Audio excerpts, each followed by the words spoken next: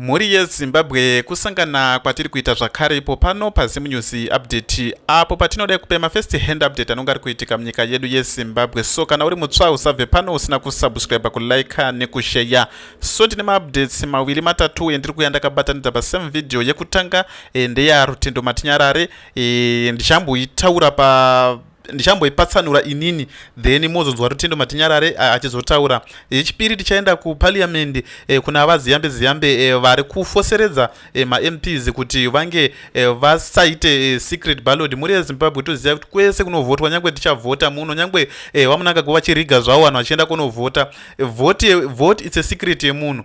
Haungakaskambotendewe kupinda nemunhu kunze kwevanhu vaya vari disable, mapofu, vasikaoni chichi chimwe. Noti kana utori fit waitoenda wega, iwe ndoitodzoti ndavhotera vaMnangagwa, ndavhotera vachamisa, ndavhotera ani. So tiri kuona kuparliament zvitonga sort of like zvekufoseredzwa zvekutoti unongo uchitozikana kutoti iwe wavhotera ani, iwe wavhotera ani, haisi secret, haisi kana chi zvekushishidzirana zvezvezvi. Muri yeZimbabwe tiri kuona kuti vanonyatsa kuziva kuti kune vanhu vasi kutombofara neconstitutional amendment yebill number 3 iroro.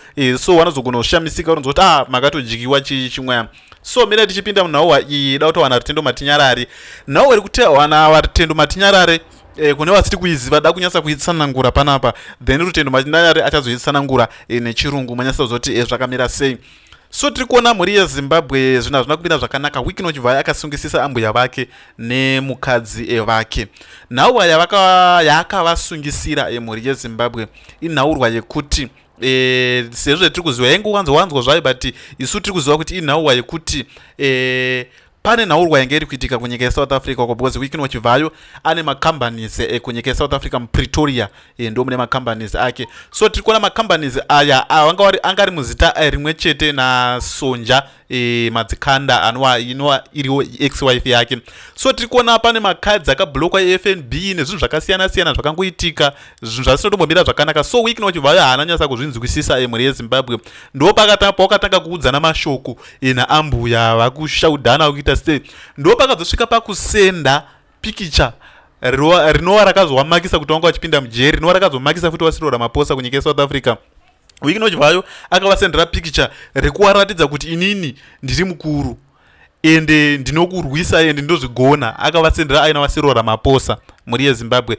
Uku Cyril Ramaphosa angadzoka kunyika yeSouth Africa mazuva panga vaya munomu ari kumataredze mhosva nenhauwa yefalafala iya nenhauwa yekutoti iwe wakaenda kunoona macartels kuZimbabwe. Iya totana Wiki Chivhayo ine handivaziye, it's first time kutangodini kusangana naye, ndandaenda kunoona president Emmerson Mnangagwa.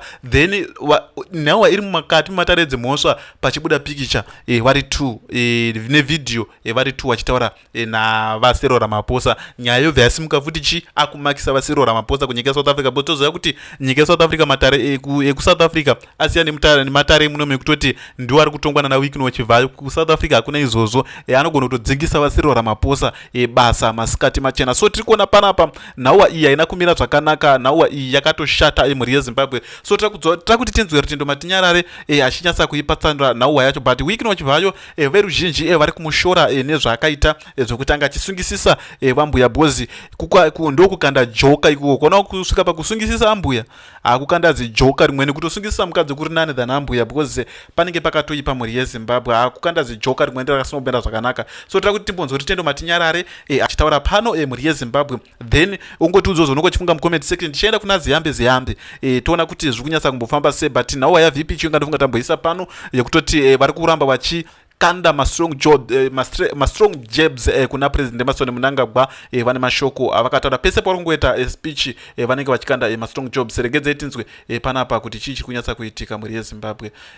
Network yangu muchandiregererawo. Unfortunately, what President Ramaphosa did not understand, the level of state capture that's taken place in Zimbabwe, where the current president is running a parallel cabinet that is not linked with ZANU-PF, that is not linked with his current government, and that is the parallel cabinet that waited for President Emmerson Mnangagwa, and then, that waited for President Ramaphosa, and they decided to try and use President Ramaphosa for optics purposes to make it look like he was endorsing the amendment of the Constitution in favor of extending President Mnangagwa's term.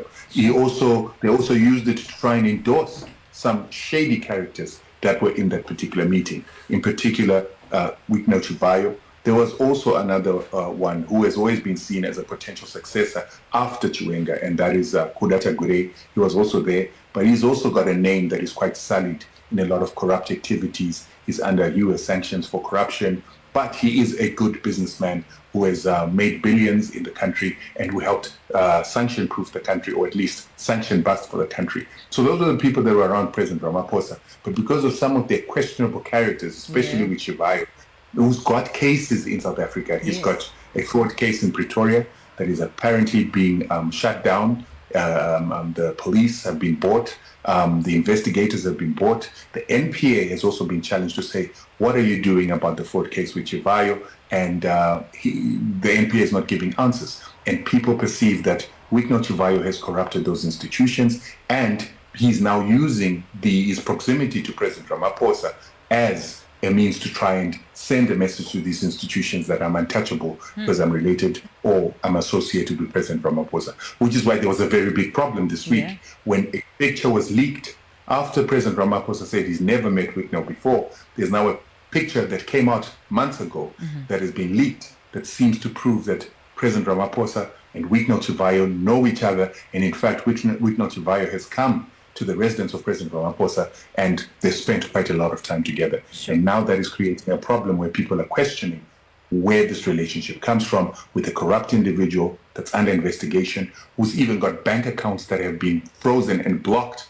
by banks that are saying that he's a politically exposed person, plus he's also being investigated, and they do not want to deal with such risky characters, so they're de-risking from doing business with him. Sure. As we speak about Chivhayo, we are of the understanding that his ex-wife and mother-in-law, that he had them arrested. How much do we know about that story? What is your take there? So the picture in question has been leaked by a member of the family of the ex-wife. Reason being that when Chivhayo went to SIPS and got his ex-wife removed from the company documents without resolution of the directors and without due process and without the involvement of the director that he removed, because it was him and his wife in this company that owns quite a lot of assets, millions of dollars of assets, and it's perceived that they've got billions of dollars in bank accounts, billions of rands in bank accounts here in South Africa.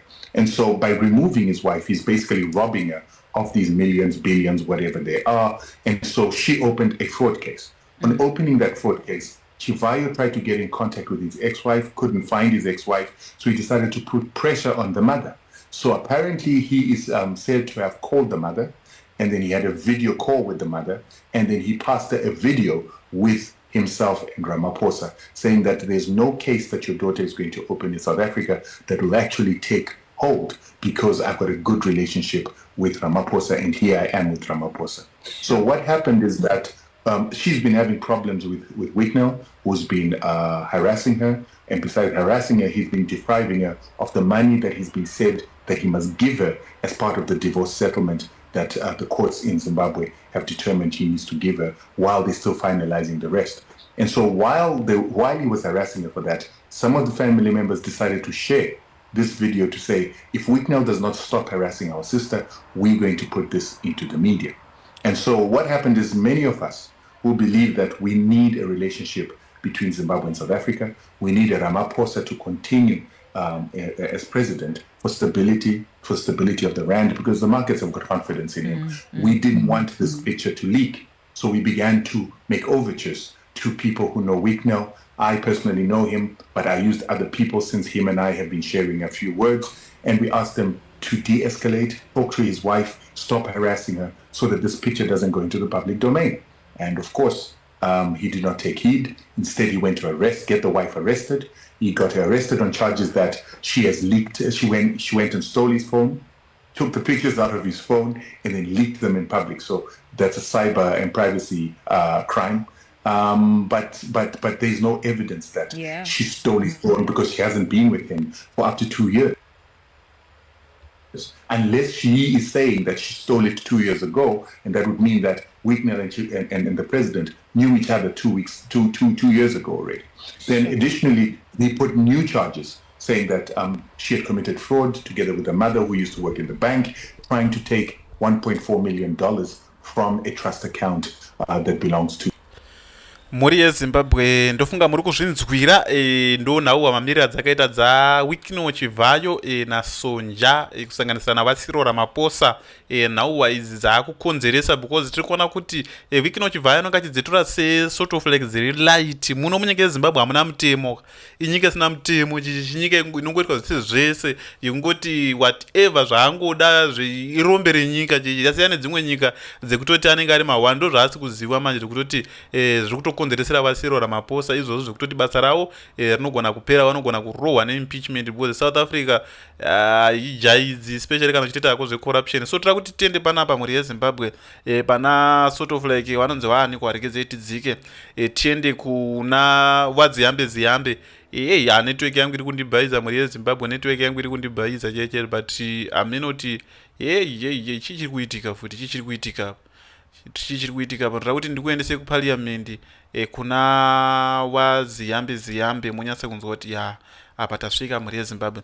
So tiri kuona pana pakanyorwa kunzi Zimbabwe's Minister of Justice, Legal and Parliamentary Affairs and ZANU-PF Secretary for Illegal Affairs Ziyambe has made it clear that a member of parliament will not be allowed to vote by a secret ballot when deciding the fate to highly controversial constitutional.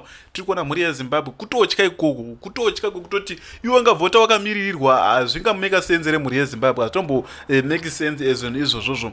Controversial constitutional amendment bill number 3 cap 3 runzi cap 3.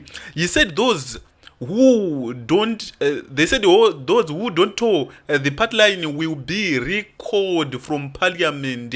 Tirikuona pana pakanyorwa kunzi cap 3 is one of the most continuously constitutional proposal in Zimbabwe recent history. Tirikuona pana mhuri yeZimbabwe ndo zviri kuitika, zvinhu hazvina kumira zvakanaka. Rekedzei timunzwe achitaura panapa vaziyambe tinzwe kuti zvinenge zvakamira 1-1.